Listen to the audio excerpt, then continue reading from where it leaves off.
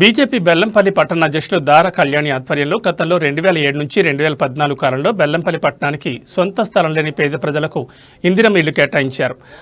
ఆ లబ్ధిదారులకు Bellampalli police head quarter పక్కన గల ఎల్లమ్మ లేఅవుట్కు సంబంధించిన 170 పీపీలో బెల్లంపల్లి పట్టణ ప్రాంతంలోని 34 వార్డులో ఉన్నటువంటి కొంతమంది పేద ప్రజలకి అప్పటి ప్రభుత్వం ఇందిరమ్మ ఇండ్లు ప్రభుత్వం కేటాయించినటువంటి స్థలంలో వారు కొంతమంది ఇల్లు కట్టుకున్నారు.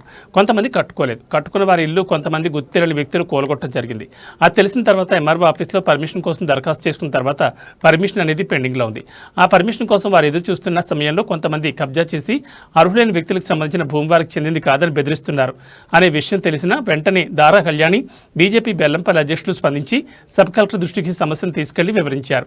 ఈ కార్యక్రమంలో మహిళా మోర్చా ప్రధాన కార్యదర్శి కమల, పట్టణ కోశాధికారి సంతోష్ అగర్వాల్, సీనియర్ నాయకులు జిదుల రాములు, కోతాటి కళావతి, చింతకింది లావణ్య, షేక్ గౌస్బాబా మరియు బాధితులు వారి కుటుంబ సభ్యులు పాల్గొన్నారు. కట్టుకున్న వాళ్ళది కూడా చాలా ఇండ్లు అనేది కూలగొట్టడం జరిగింది.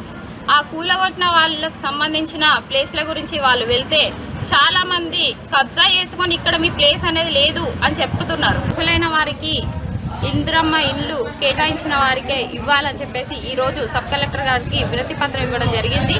బాధితులకి వాళ్ళ స్థలాలు కేటాయించే వరకు భారతీయ జనతా పార్టీ వదిలిపెట్టదని ఈ సందర్భంగా తెలియజేస్తున్నాం.